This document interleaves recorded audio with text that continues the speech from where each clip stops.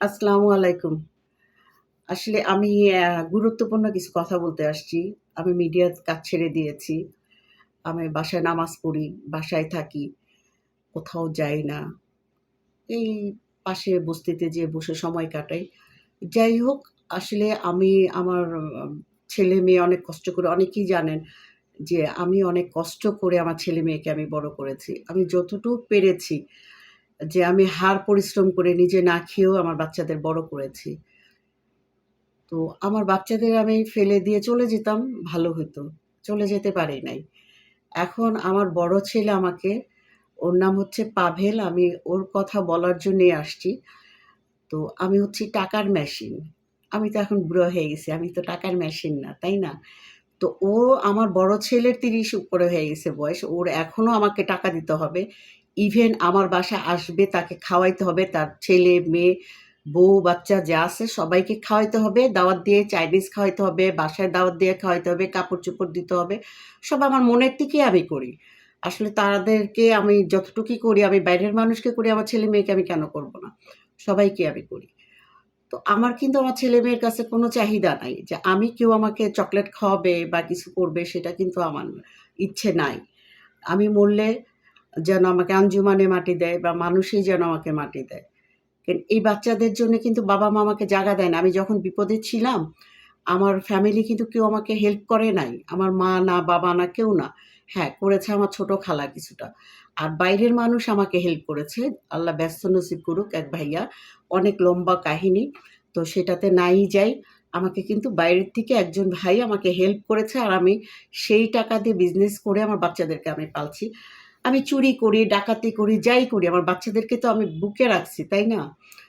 তো তাদের কি ২ টা ছেলের থেকে ছোট ছেলেটা ভালো, যখন তার কাছে টাকা থাকে এইটা সেটা নিয়ে আসবে। কিন্তু নিয়ে আসলে কি হবে? তারও টাকার চাহিদা আমার কাছে, প্রচুর চাহিদা। বাইক কিনা দিব, ভালো মোবাইল কিনে দিতে হবে, এই ৳৫,০০০ দাও, ৳২,০০০ দাও, আমি কোথায় পাবো? আমি তো কাজই ছেড়ে দিছি, তাই না? তো আমি কোথায় টাকা পাবো? বড় ছেলে এসে একদিন ঠেট দিয়ে গেছে যে, "বিজনেস করব, টাকা দাও।" মনে হচ্ছে আমি টাকার গাছ।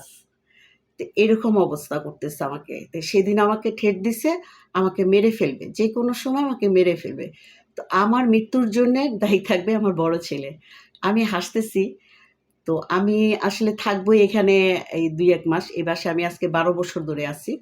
তো ওর ভয়ে চলে যাচ্ছি তা না। আমার ফ্রিডম দরকার। আমি আমার মতো বাঁচতে চাই। ছেলে-মেয়ে নিয়ে আমি অনেক ছিলাম। তো অনেক সারাটা জীবনে ছেলে-মেয়ে প্রতিটা মাস শেষ হইলে আমি আমার বাচ্চাদেরকে আমার কাছে আনি। আমি যা খাই আমার বাচ্চাদেরকে খাওয়াই। আমি চেষ্টা করি আমার বাচ্চাদের বুকে রাখার জন্য, ভালো খাওয়ানোর জন্য, একটু ঘুরতে নিয়ে যাই, কাপড়-চোপড় দেই। যখন যেটা পারি আমি করি। কিন্তু আমার বড় ছেলে আসবে, তাকে খাওয়াইতে হবে, তাকে সব দিতে হবে, তার গাড়ি ভাড়াটা পর্যন্ত দিয়ে দিতে হবে। তাইলে এইটা কোন দেশের বিচার?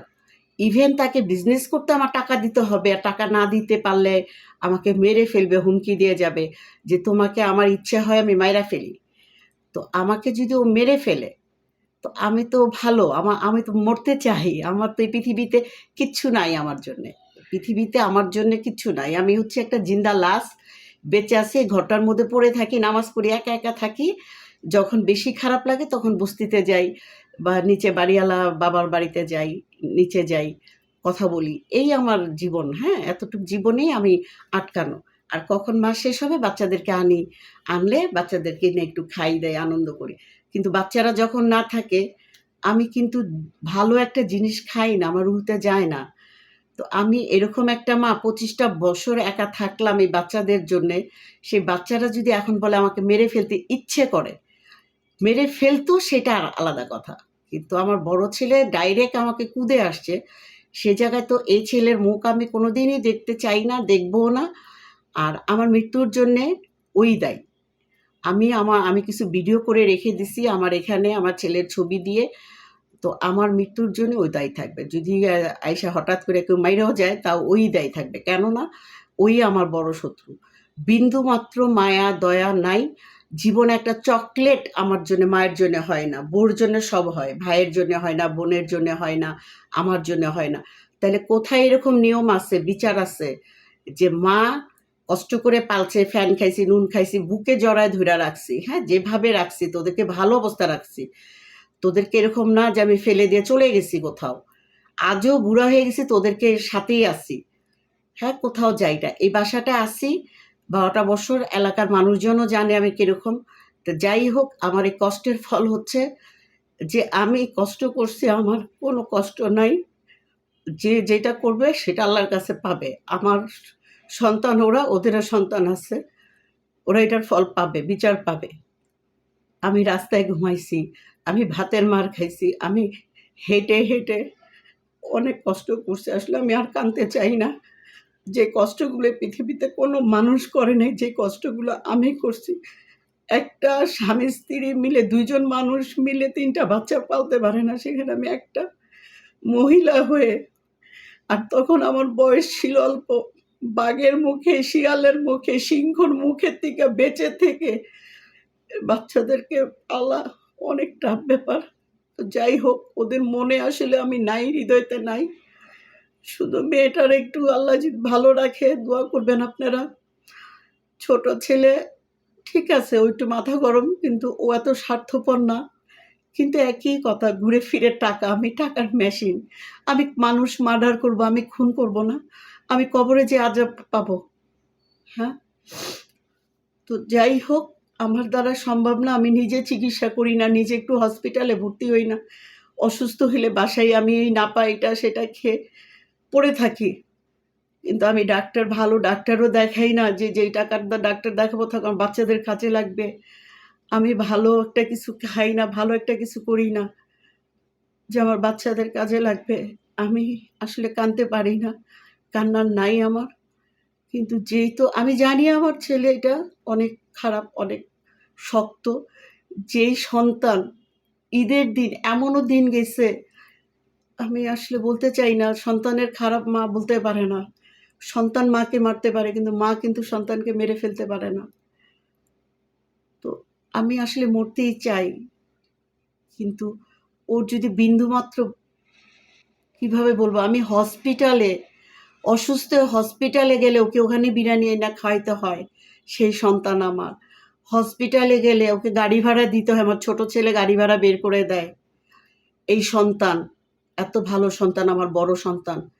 তো আমার কাছে মনে হয় এটা আসলে আমার সন্তান না। আমার ছোটবেলা ছেলে হারাই গেছিল, তো যে মহিলা নিয়ে গেছে সেই মহিলারা পাওয়ার পরে অন্য বাচ্চাই দিয়ে দিছে কিনা আমার বাচ্চা না। আমি এখন পুরোপুরি বিশ্বাস করি, যে ছেলে 30 বছরে আমাকে একটা চকলেট খাওয়াইতে পারে নাই 10 টাকা দিয়ে, সেই ছেলে শুধু আমার কাছে দাবি করবে, শুধু আমি দিয়েই যাব, দিয়েই যাব, দিয়েই যাব।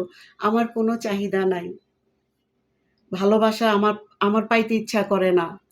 সন্তানের কাছে আমি পাবো না কিছুই, সন্তানই খালি আমার কাছে পাবে। আমি ব্যবসার টাকা না দিলে মেরে ফেলবে আমাকে।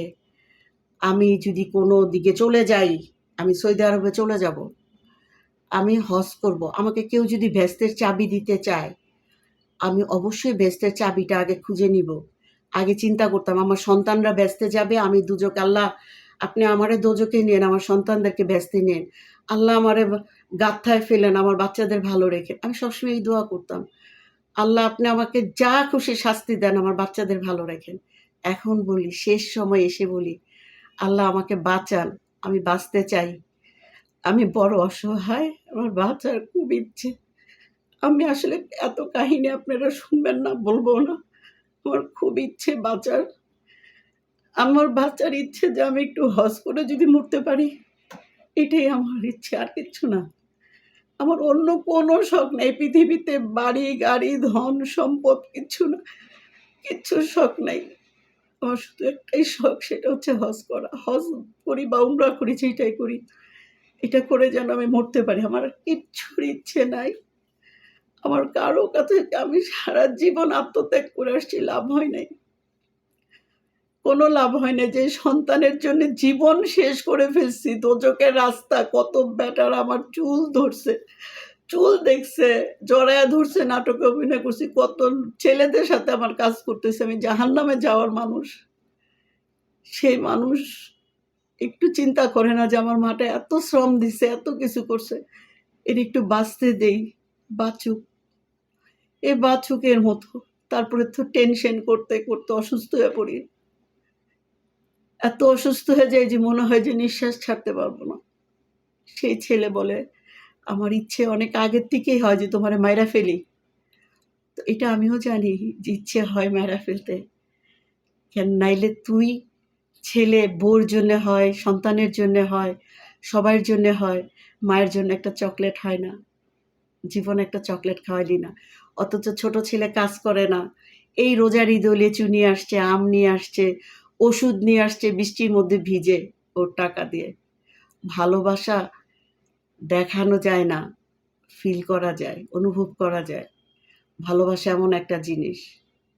ভালোবাসার জন্য কোটি টাকার প্রয়োজন নাই। বুঝা যায় ভালোবাসা কাকে বলে। তো ভালো থাকবেন সবাই, আমার জন্য দোয়া করবেন যেন আমি একটুখানি উমরা করে মারা যাই। আমার আমার আর কোনো কিছুর শখ নেই। আমার জীবনে কোনো কিছুর শখ ছিল না। সারাটা জীবন একা কাটায় যায় যে মানুষ, সে মানুষের পৃথিবীতে কিসের শখ থাকবে বলেন? এই সন্তানদের জন্য বাবা মা ভাই বোন কেউ আমাকে দেখতে পারে নাই, কেউ 10টা টাকা দিয়ে সাহায্য করে নাই, কেউ আমার পাশে ছিল না, একমাত্র আল্লাহ পাশে ছিল।